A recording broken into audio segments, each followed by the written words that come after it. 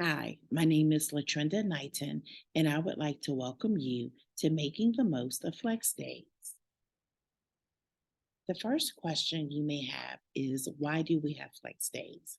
The instructional pacing calendars from the EBR Math Department are based on the Louisiana Guide to Implementing Tier 1 curricula from Louisiana Department of Education. These calendars identify on level remediation and enrichment lessons based on the Louisiana Student Standards for Mathematics. Remember, all Tier 1 curricula are written based on the Common Core state standards. However, in Louisiana, we do have some subtle differences to many of our standards at every grade level. So these calendars are based on our guidance from the Department of Education that helps ensure that we focus on the content and the concepts that are very specific to Louisiana standards. Our instructional pacing calendars, the ones that we provide to you as teachers, only identify the on level lessons. So that means when you look at the day by day suggested pacing, we only put those on level lessons on those calendars. However, we do integrate instructional days with assessment and flex days. The purpose of this presentation is to provide you as educators with guidance on how to purposefully and strategically use those flex days to support student learning. So, what are flex days? Flex days are designed to allow you as the teacher to move at a pace that best supports student learning. Flex days can be used for remediation and or enrichment lessons. They can be used for assessment or other instructional activities.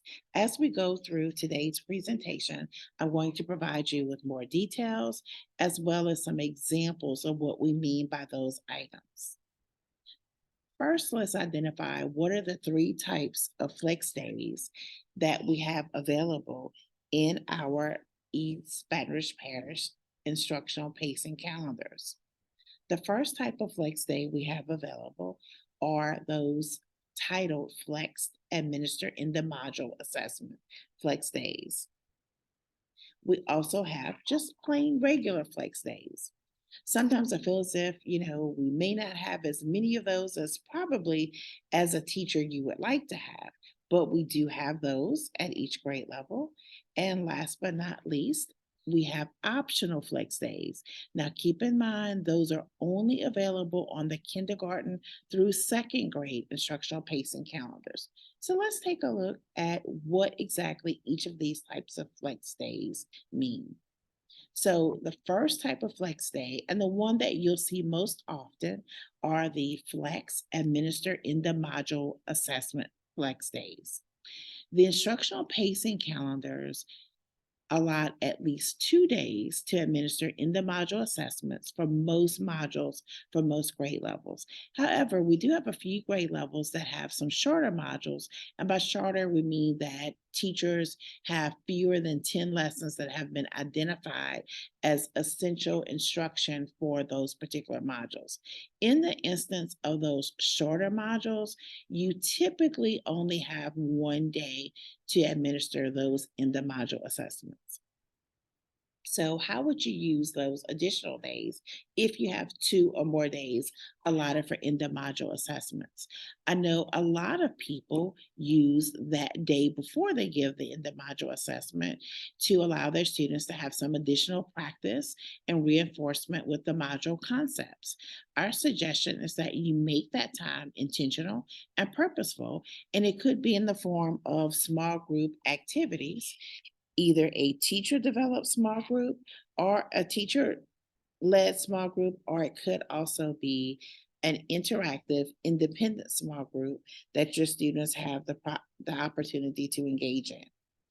Keep in mind that a typical EBR math department in the module assessment takes no more than 40 to 45 minutes to complete, which means that you have some additional time left in your math block. So, teachers in grades K through 2, there's an additional 30 minutes left. For those in grades 3 and above, you have an additional 45 minutes. So, think about using that additional time to allow your students to engage maybe in math stations, to practice and reinforce major content standards, to reinforce grade level fluency standards, or to engage in foundational lessons to prepare for the upcoming module.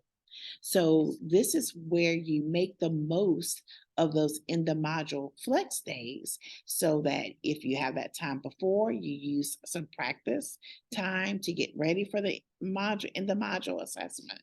You administer the in the module assessment and use the other half of that block for some very purposeful, intentional activities for your students. The second type of flex day, as I said, are regular flex days. And anything that we talk about here and that we look at for regular flex days, these are all activities that could be used during that flex administer in the module assessment flex time, or it could be used during that second half of your math block on one of those in the module assessment days after your students have engaged in the module assessment. So let's take a look. There are a lot of options available for regular flex days. One of those is it can be used for remediation lessons. So let's take a look and see what that could look like. So this is from the Louisiana Guide to Implementing Eureka Math from that document from the state. And so this is a third grade example. So if you take a look, you see that there are some lessons that are available at the beginning of this module, but the state has identified these lessons as remediation. These lessons should be reserved for those students who need maybe a little review of that previous grade level content from second grade. So here's one of those examples where after your students have completed the end of module assessment for module 4, you may have some students that you have some data from the Illuminate pretest, maybe some data from some of the ANET diagnostic assessments that gives you an indication that you have some students who could benefit from some foundational lessons on this content. So maybe those students will come to you for a small group at the teacher table, or the students may have a greater need that more of your students need that foundational guidance. Other options for remediation could look like this. This is where the remediation takes place mid module because now we've taught a couple lessons, but maybe we've observed that some students are struggling or need a little bit more support. So here's an example of a lesson that might be used to help support students who maybe need a little bit more reinforcement with 3NFA1 or 3NFA3D. Let's go back to our regular flex day slide and let's take a look at enrichment lessons. What can that look like? When it was first introduced to our state, the Louisiana Guide for Implementing Eureka Math, I remember a lot of teachers, when they saw enrichment, that thought about, oh, these are the extra things. I want my kids to have the challenge to make sure we're not leaving those things out. And that is true. Sometimes these lessons are those things that provide that extra challenge. But also keep in mind, most cases, if you read the notes that are there, these are lessons where the content goes beyond the scope of our state standard requirements or expectations for students at that grade level. So this is from grade 3, module 4. And as you can see, this cluster of 4 lessons, while they do address the third grade content, they also touch upon some of the fourth grade measurement and data standards. So you have notes there that explain to you that it goes beyond those expectations for third grade students. So that's why it's enrichment. But remember, when we are providing students with intentional and focused activities, there are some students who will need to have that challenge that takes them a little bit above the expectations of their grade level. So this would be something to keep in mind, to have those lessons or one of these lessons available to provide that support for those students who need that. Another example of what enrichment lessons could look like would be lessons such as this cluster of lessons from Module 7 for third grade. Notice that in each of these instances, all of these lessons are aligned to third grade content, which means they will support students in being proficient in the grade level measurement and data standards at their grade. However, in the notes, teachers are reminded that no new content is presented in either of these lessons. However, some students may find this lesson fun and engaging. So here's an opportunity to bring those extra things into the classroom, to think about how can I look ahead, find these activities, and find the opportunity to bring these lessons, these experiences to my students to actually have them apply lesson concepts. And one great example is this lesson 26 from Module 7 at third grade. In this lesson, students are going to apply their understanding of area and perimeter to build a robot.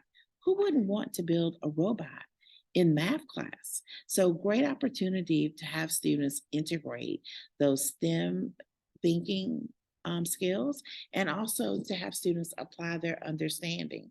So, making sure that you take note to find when are those opportunities you can provide enrichment, so you can make note of those activities to place in flex day activities or just in your regular small group rotation. Let's go back and take a look at some of the other instructional activities that we've referenced. So here we have a wealth of resources that are available. One are the standards aligned activities on our math department scope and sequence documents. So we're going to go to our landing page for the scope and sequence documents. And let's start by going to our secondary first. So I'm going to seventh grade. And so the format for these are the same for 6 through 12. And so just a reminder, on our scope and sequence documents, you'll note that we have for every module, if it's you're teaching Eureka Math, or for those people who are teaching illustrative, we have identified some additional standards aligned resources that you could use with your students to support understanding for each standard. On our secondary documents, the four resources you'll find are Khan Academy, Illustrative Mathematics, those are tasks, lessons from our district Nearpod library, and MDC tasks. These are instructional tasks that you can use with your students. You may want to use them in a teacher led group or in an independent group for your students. And so all of these are aligned to the standards. Let's go take a look at one of our elementary scope and sequence documents so we can see what standards aligned resources are available here and get an idea of what those look like. Again, just as we saw for the secondary example, for every standard, where available, we identify those additional resources. There are three resources that we utilize on the elementary documents. We use the illustrative math task, just as we use in secondary.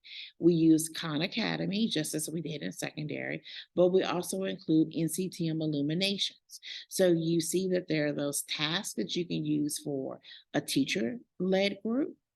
You have some of the things that students can actually use as digital activities where they can work independently, or some of those activities might even be partner games that they can engage in. So those are opportunities for other instructional activities. But there's even more. Let's take a look at our K-8 fluency resources. And so all of these can be found on our district bit.ly. And so one of the things that we've done with this document is we've actually identified each grade level, kindergarten through eighth grade. Remember, kindergarten through sixth grade are the only grades that have specifically identified fluency standards. We've identified the fluency standard, provided you with a description of the standard, and given you hyperlinks to resources that you can use. Now, remember I said that case 6 are the only grade levels that have those identified fluency standards. However, what we've done is there are some standards at 6th, 7th, and 8th grade that are called culminating standards because we know that these are critical foundational skills that students should have so that they can be successful as they progress from one grade to the next. So we do have some hyperlinked activities that you can use to help build and support student understanding of those standards. And this is where I would definitely, I don't know, I don't have to remind my teachers in Algebra 1 that this is where some of these standards that are foundational knowledge for those concepts, you may want to take a look at this document to utilize some of those resources if some of your students could benefit from some things to fill in some of those gaps. Let's take a quick look at what types of activities we have hyperlinked here. So, one of the things we've made sure to include are those fluency activities from Achieve the Core. So, in addition to having activities that are actually aligned to each of those fluency standards, you have a series of very quick, very brief, very easy to implement tasks that you can use to support student understanding of those grade level fluency standards. But in addition to that, what if you want to see what does that look like in the context of a lesson? What I like about this document is it actually provides you with, it says Engage New York, so we know that they mean Eureka Math. And so it provides you with an actual lesson. So you can see what does that look like in the context of a lesson. If someone needs a little bit more, let's go back to that grade level fluency document. And this is one of my favorite resources that we have hyperlinked for teacher use because this resource is going to give you a wealth of things that you can use for your small groups, for those small group activities during your flex days, and to provide maybe some remediation, enrichment, all types of things. We have these documents, they're building conceptual understanding and fluency through games. What child does not like to have an opportunity to play games during math class? In addition to identifying the fluency standards, they also identify all of the standards for your grade level.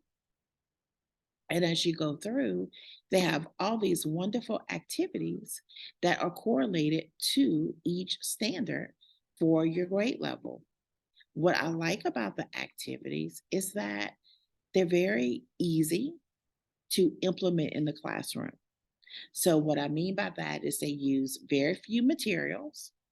So, and there are things that are readily available, like paper clips and pencils. So, they don't require very many copies to be made. They're very easy to introduce to the students. So, maybe bring them to the teacher table, introduce students to how to actually play the game or activity. And then that way, your students already know how to use it. And so now you've got something that you can use at your teacher table to introduce this to students, but you also can have students use it as an independent small group activity so that they can engage in some partner activities while you're engaged in working with students at your small group table.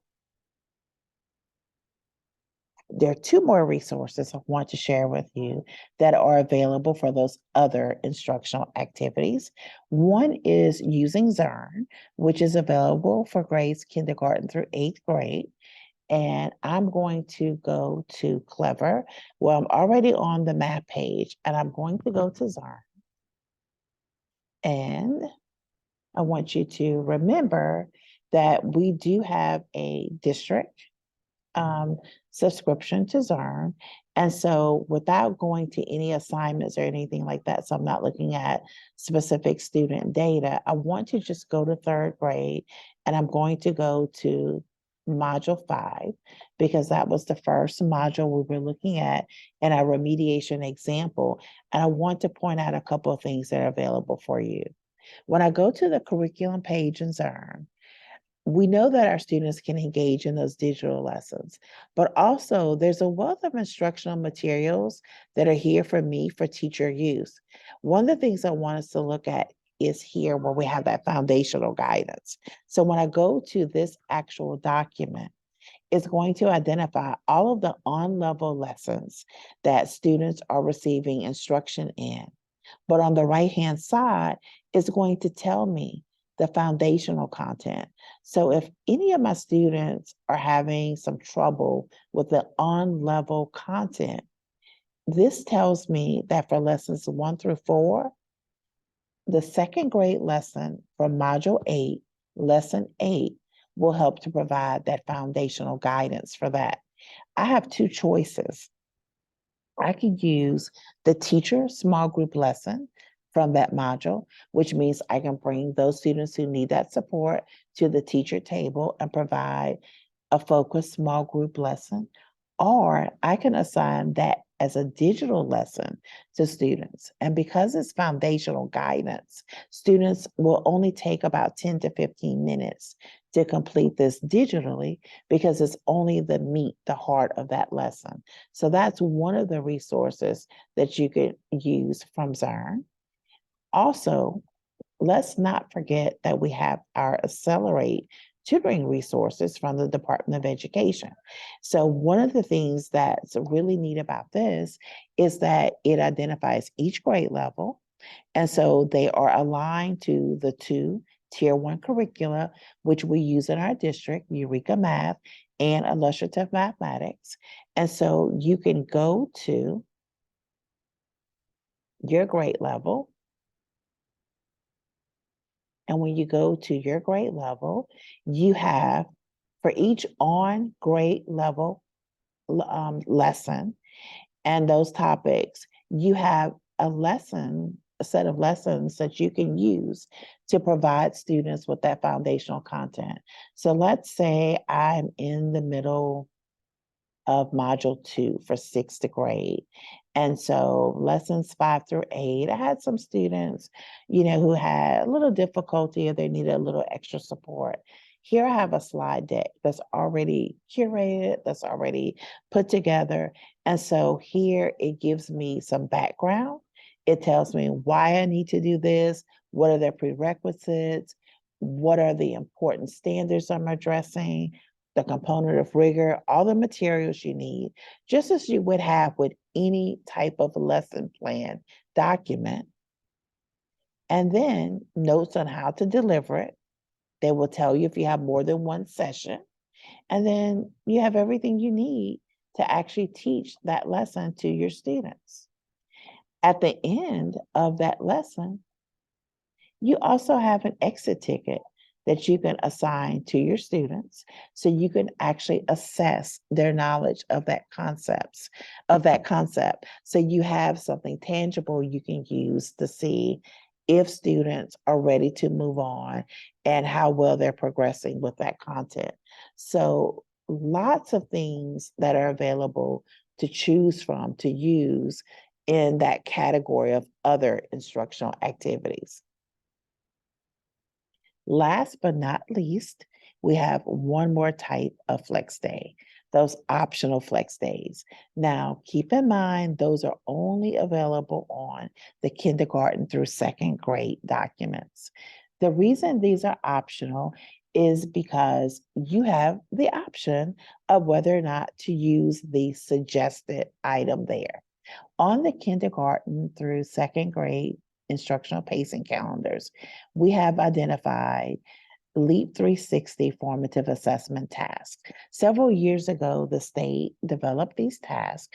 And so what they are, they're performance-based tasks that you can use to assess student understanding of identified concepts.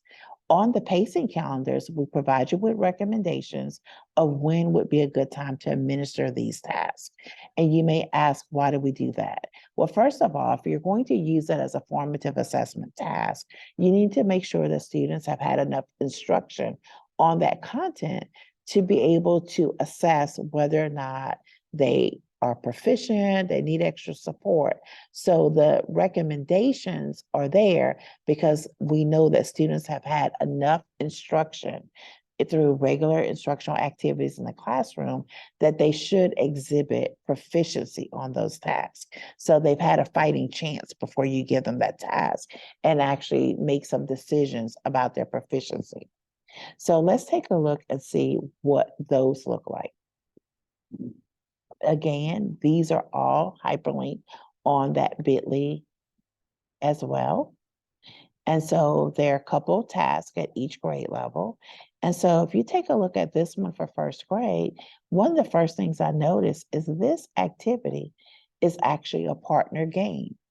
So when you introduce this to your students, obviously you're going to introduce it to the class, either as a whole class, or you might bring students in small groups to your teacher table and introduce it to them so they learn how to play the game.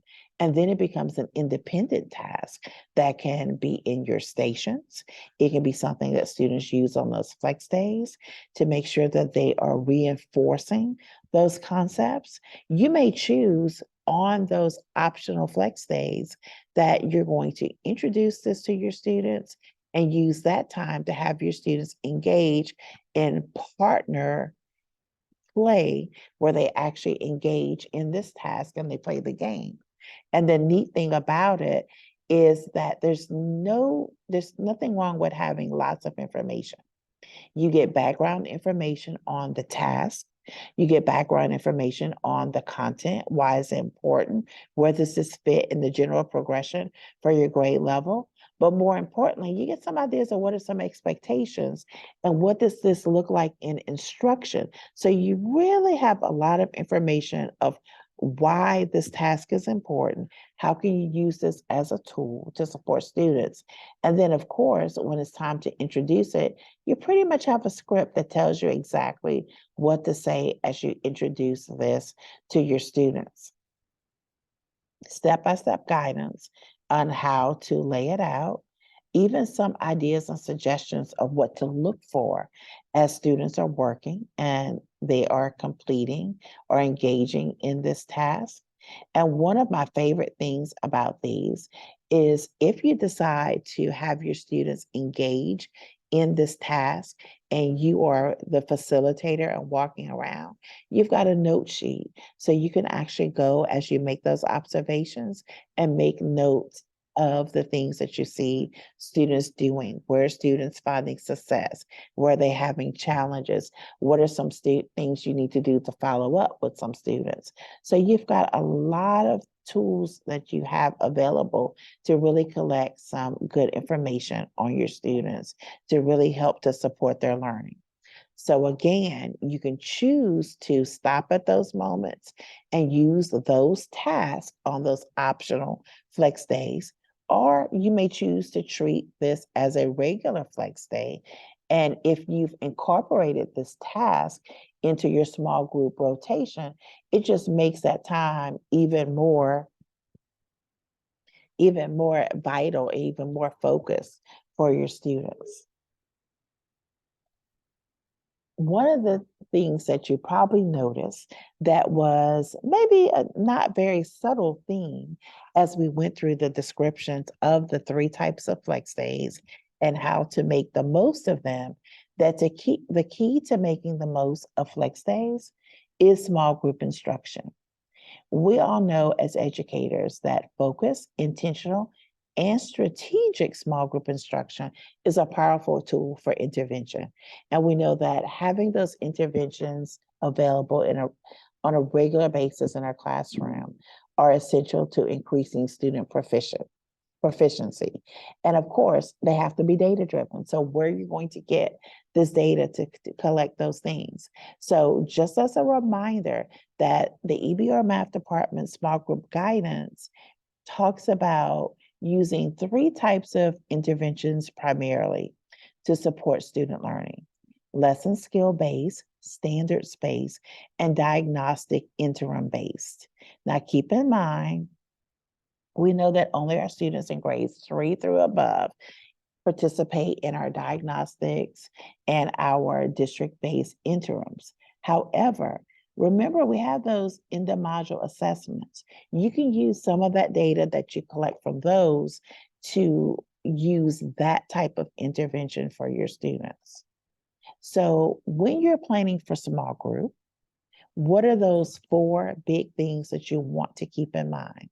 One is the length of your math block. Kindergarten through 2nd grade has a 75-minute block. Grades 3rd and above have a 90-minute block. The second thing is what type of intervention? Lesson skill based, standards based, diagnostic interim based. And some of you are probably saying, Latrinda, I don't remember what's different about each of those. Don't worry, just hang in with me. I have something here that's going to help you to refresh your memory, or if you're new to this, it's going to help you learn about what that means. So just hang in. The third thing you want to keep in mind is identifying students. So once I've collected this information, I know what type of intervention I want to provide. Got to decide how I'm going to identify who needs what and who goes in what group. Once I've done that, I've identified my students, I've used that evidence to identify students. Now I'm ready to get started. How do I want to implement this?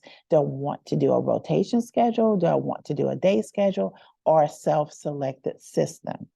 All of those things are going to be important because it's going to help me make the most of that time in my classroom based on my block. So in case you're thinking, I need a refresher on what those 4 things are, I need a refresher on what they look like, or I just need information, here at the EBR Math Department, we've got you.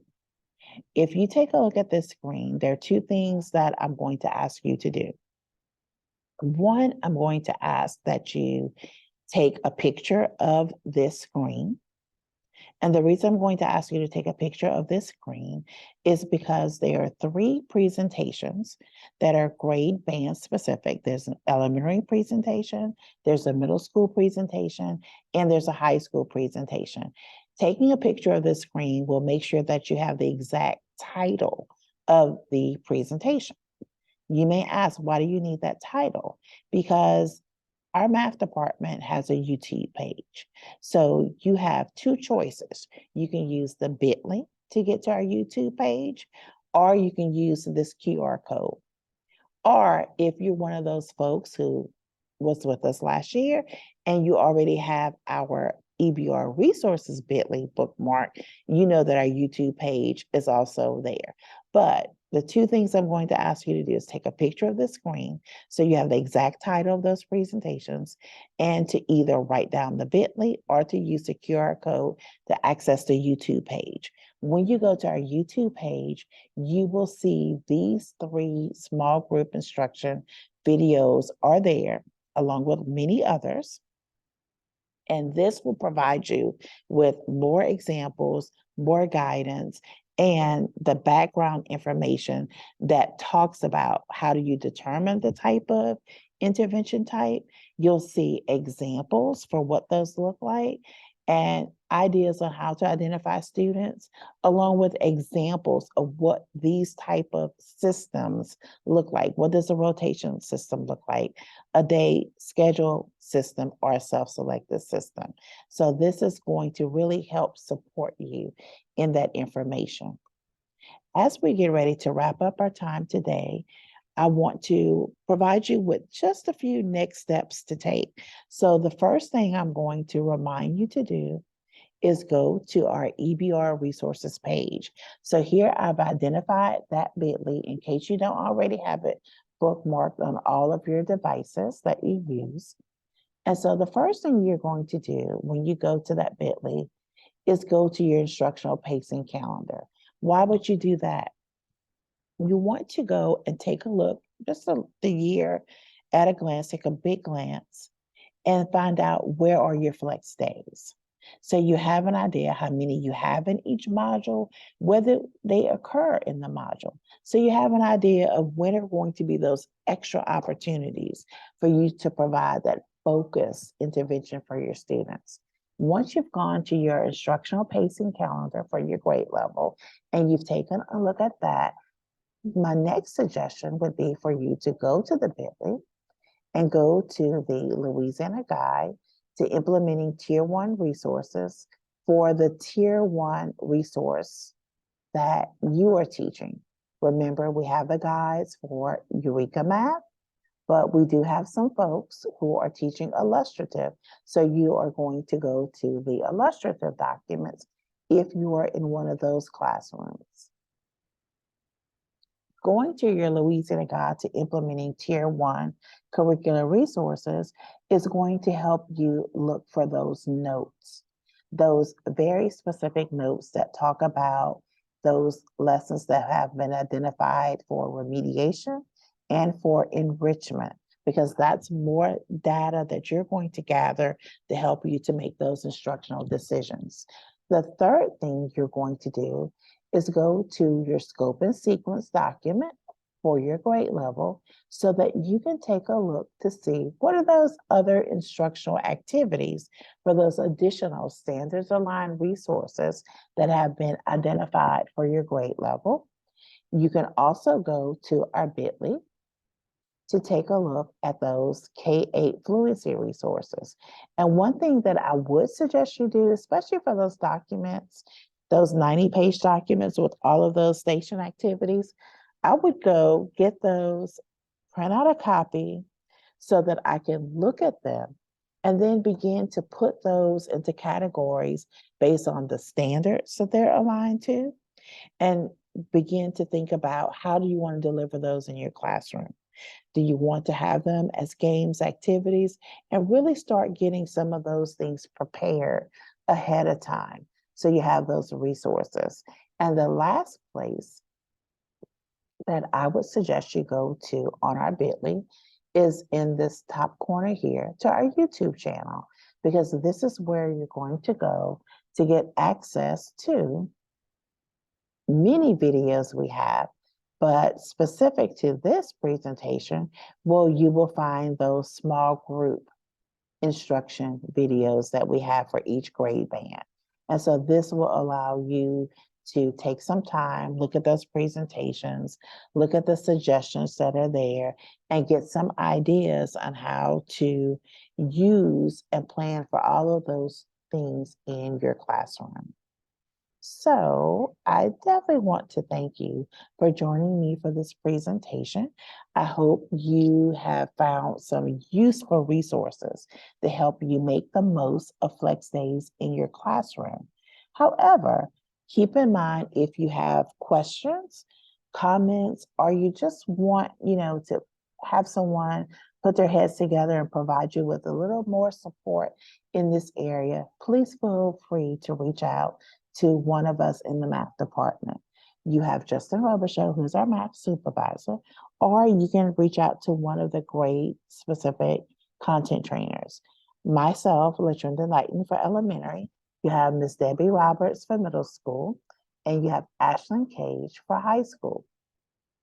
So once again, I want to thank you for engaging in this presentation, and I want you to definitely encourage you to take advantage of all the resources that we have to plan for making the most of flex days in your classroom. Thank you.